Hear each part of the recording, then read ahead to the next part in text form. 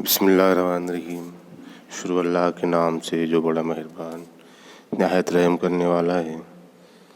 खूबसूरत अमल इंसान की शख्सियत बदल देता है और खूबसूरत इखलाक इंसान की ज़िंदगी। अज़ीज़ तलबा व तालिबात, इस उर्दू ऑनलाइन तदरीस में आप तमाम का इस्तकबाल है। आपकी दरसी किताब का सबक नंबर 23, जिसका उन्वान है आवारा गर्द, और इसके 3 हिस्से मुकम्मल हो चुके हैं। आज इंशाअल्लाह हिस्सा 4 पार्ट 4 का मुताला हम शुरू करेंगे, जो कि सबक का आखिरी हिस्सा है। इसकी मुसन्निफ़ा है करतुलैन हैदर। तो आइए बिना किसी ताख़ीर के सबक की शुरुआत करते हैं। चौथे गुज़िश्ता वीडियो में हमने पढ़ा था कि किस तरह जो ओटो है वो मुसन्निफ़ा को ख़त लिखता है और ख़त में वो पूरा बताता है कि वो किस तरह कहाँ गया, किससे मिला और आगे का सफ़र उसने किस तरह तय किया, उसके साथ क्या क्या हादसात वाक़यात पेश आए, ये सब चीज़ें वो लिखता है। उसके आगे और कुछ बहुत सब चीज़ें वो लिखता है कि वो एक खूबसूरत जजीरे पे गया और वहाँ पर उसने सब साधुओं को देखा, है ना, भिक्षुकों को देखा, उनका हाल उसने बयान किया है। और उसके आगे कि ज़्यादातर भिक्षु मोहब्बत के भूखे हैं और बेतहाशा तम्बाकू को पीते हैं और कोई काम नहीं करते। बूढ़ी मज़हब परस्त ख़वातीन उन्हें खाना और पैसे देती रहती हैं। बहुत से भिक्षु को खानकाहों में इसलिए बैठे हैं कि उन्हें मेहनत करना अच्छा नहीं लगता। ये लोग सख्त काहिल हैं, मगर इनके मज़हब में इस काहिली का एक मुक़द्दस जवाज़ मौजूद है। नरदान की तलाश बाज़े इनमें से वाकई संजीदगी से मुराकबे में मसरूफ़ है, लेकिन ज़्यादातर भिक्षुक खाने और ख़वातीन से गपशप करने के अलावा सोते रहते हैं। तो उसने ख़त में लिखा है कि ज़्यादातर जो भिक्षुक है वो मोहब्बत के भूखे हैं और बेतहाशा तम्बाकू पीते हैं, बहुत ज़्यादा तम्बाकू नोश करते, तम्बाकू पीते हैं चिलम वगैरह में भरकर। और जो वहाँ की जो बूढ़ी औरतें, मज़हब पर बूढ़ी औरतें हैं, ख़वातीन, वो उन्हें खाना और पैसे देते रहती हैं। बहुत से भिक्षुकों खानकाहों में इसलिए बैठे हैं कि उन्हें मेहनत करना अच्छा नहीं लगता। ये लोग सख्त काहिल है, काहिल के मायने तो सुस्त है, मगर उनके मज़हब में इस काहिली का एक मुक़द्दस जवाज़ मौजूद है। जवाज़ कहते सही या दुरुस्त होना या ठीक होना, और दूसरा उसके मायने यानी शरई तौर से किसी बात का जायज़ या रवा होना, इजाज़त, यानी उनके मज़हब के हिसाब से ये चीज़ें उनको जायज़ है। नरदान की तलाश और बाज़े उनमें से वाकई संजीद से मुराकबे में मसरूफ़ है, यानी वो इस तरह जो साधु है, भिक्षुक है, वो वाकई मुराकबे में, यानी वो इबादत में इस तरह मसरूफ़ है कि वो उनको एक नरदान यानी उनके खुदा की तलाश में है वो। लेकिन ज़्यादातर भिक्षुक खाने और ख़वातीन से गप करने के अलावा सोते रहते हैं। नांग काई में मैं मेकांग दरिया में नहाया, उसके बाद लाओस आ गया। देन तेन एक बड़े से गांव के मानिंद है। धूप बहुत तेज़ है और सड़कें गर्द आलूद। सिर्फ रातें खुशगवार है क्योंकि अंधेरा सारी बदसूरती, जुल्म और तशद्दुद और खून रेजी को अपने अंदर छुपा लेता है। मच्छर बहुत है। सवाना तक एक तैयारे में मुझे मुफ्त की लिफ्ट मिल गई और अब मैं पिक्से में मौजूद हूँ। फिर कंबोडिया जाऊँगा। मैं अंकल अनवर के पास चट्टागोंग ना जा सका क्योंकि बर्मा से मशरक़ी पाकिस्तान दाखिल होने में बड़ी दिक्कतें थी। मैंने सुर्ख चीन और शिमाली वियतनाम के लिए वीज़ा की दरख्वास्त दी है। पेकिंग और हिनोई से मुझे भोम पेहना में जॉब मिल जाएगी। कल मैं यहाँ से जनूबी वियतनाम जा रहा हूँ। इस गलत सलत अंग्रेज़ी के लिए दोबारा माफ़ी चाहता हूँ। आपका बहुत शुक्रगुज़ार, ऑटो क्रोगर। तो उसने ये बात लिखते हुए ख़त मुकम्मल किया कि नांग का एक गांव का नाम है, वो वहाँ के दरिया में, उसने मेकांग दरिया में वो नहाता है और नहाने के बाद वो लाओस आ जाता है। फिर एक गांव है जिसका नाम है देन तेन, वो एक बड़े से गांव की मानिंद है और वहाँ की धूप बहुत तेज़ है। सड़कें गर्द आलूदे यानी मिट्टी वगैरह से भरी हुई है। सिर्फ रातें खुशगवार है रात इसके लिए खुशगवार है क्योंकि अंधेरा सारी बदसूरती, जुल्म और तशद्दुद, खूनरेज़ी को अपने अंदर छुपा लेता है। और उसने आखिर में लिखा कि वहाँ पर मच्छर भी बहुत है। फिर उसने कहा कि सोआना तक एक तैयारे में मुझे मुफ्त में की लिफ्ट मिल गई है ना। तैयारा यानी उसमें बैठ के एक जगह से दूसरी जगह जाया जाता है, उसको तैयारा कहते हैं। तो वो कहे कि मुझे वो तैयारे में लिफ्ट मिल गई और मैं पिक्से में मौजूद हूँ। फिर वो उसने कहा कि मैं कंबोडिया जाऊँगा और उसने कहा कि मैं अनवर अंकल के पास चिट्टागोंग ना जा सका क्योंकि बर्मा से मशरक़ी पाकिस्तान दाखिल होने में बड़ी दिक्कतें थी। फिर उसने सुर्ख चीन और शिमाली वियतनाम के लिए वीज़ा की दरख्वास्त दी है और उसने कहा कि पेकिंग और हुनोई से उसको बूम पहिना में जॉब मिल जाएगी और कल वो यहाँ से जुनूबी वियतनाम जा रहा है। और आखिर में लिखता है कि इस गलत सलत अंग्रेज़ी के लिए वो दोबारा माफ़ी चाहता है और आपका बहुत शुक्रगुजार, ओटो क्रोगर। फरवरी ईस्वी सन 1963 के एक गैर मुल्की रसाले में वियतनाम की जंगलदार के उन्वान से एक रंगीन तस्वीरों वाला मजमून छपा है। उन तस्वीरों में गोरिल्ला सिपाहियों को बंदूक का निशाना बनाया जा रहा है।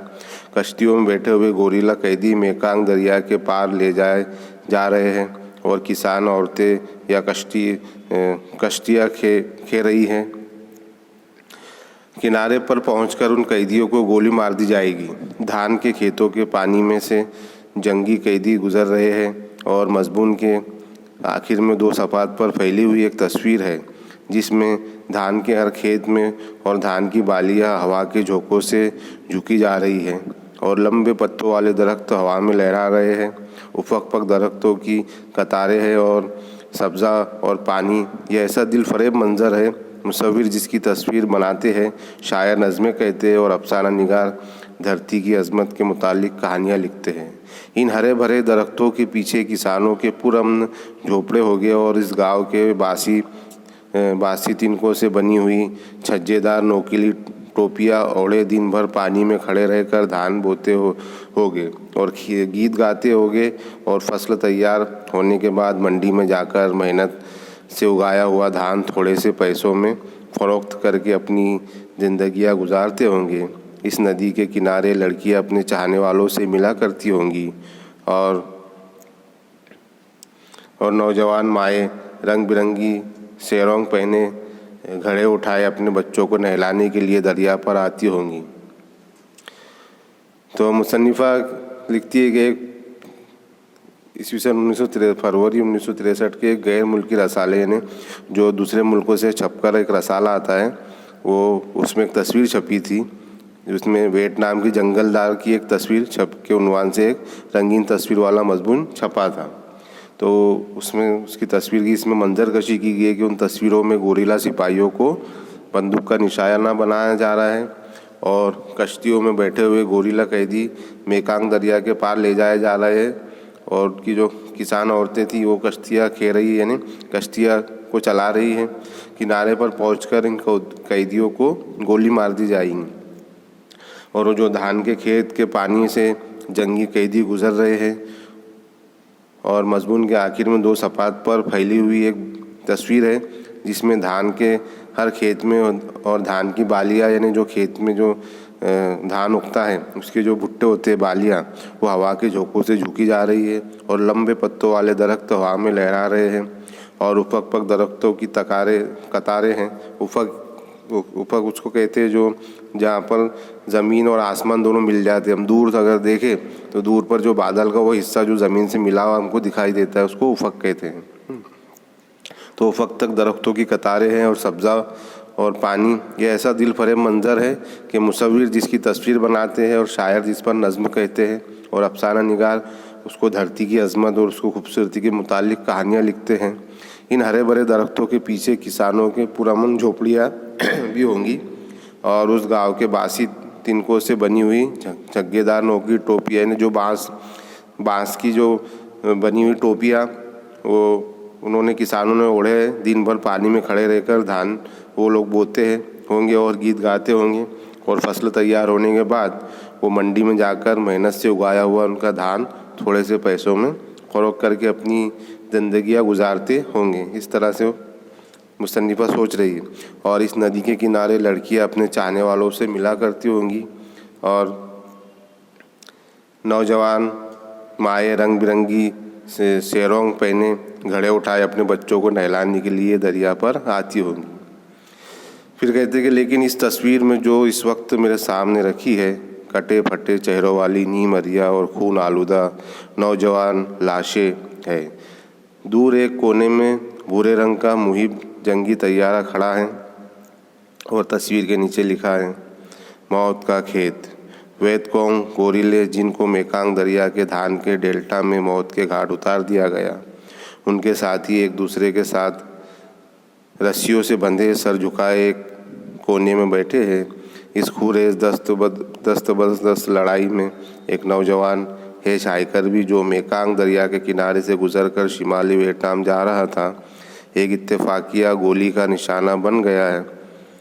इसकी खूबसूरत मुल्क में ये भयानक खाना जंगी ईस्वी सन 1944 से जारी है और ओटो ग्रोकर ज़िंदगी का तजुर्बा हासिल करने दुनिया के सफ़र पे निकला था। तो यहाँ पर लिखा है कि लेकिन मुसन्निफ़ा कहती है कि इस तस्वीर की जो इस वक्त मेरे सामने रखी है, कटे फटे चेहरों वाली नीम अरिया और खून आलूदा नौजवान लाशें हैं। उस तस्वीर में नौजवानों की लाशें हैं और दूर एक कोने में भूरे रंग का मुहिब जंगी तैयारा खड़ा है और तस्वीर के नीचे लिखा है कि ये मौत का खेत है। वेतकोंग गोरिल्ला जिनको मेकांग दरिया जो कैदी को लोग ले जा रहे थे, वो कैदी को वहाँ ले जाकर उनको गोली मार दी गई, उनको मौत के घाट उतार दिया गया और उसका उनकी पूरी खून रेजी उस खेत में हो गई। उनके साथी एक दूसरे के साथ उनके जो साथी थे वो एक दूसरे से रस्सियों से बंधे सर झुकाए कोने में बैठे हैं।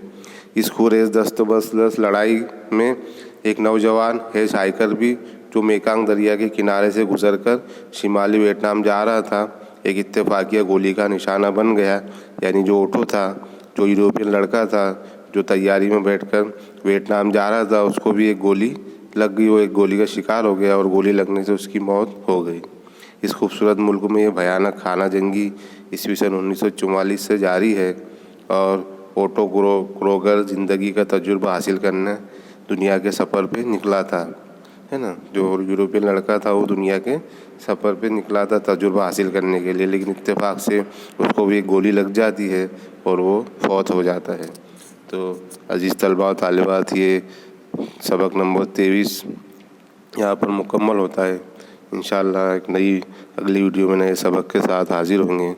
अल्लाह हाफिज़।